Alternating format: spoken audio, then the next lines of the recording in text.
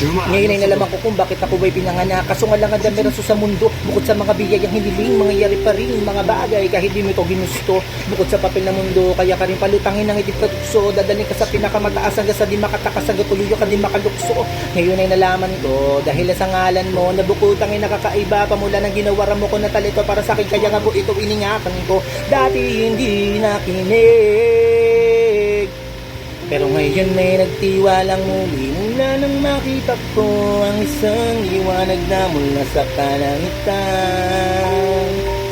Hawi ang mga ulap, tumigil ang malakas na pagbuhos ng ulan. Ngayong nakita ko ang natona mula sa kalangitan.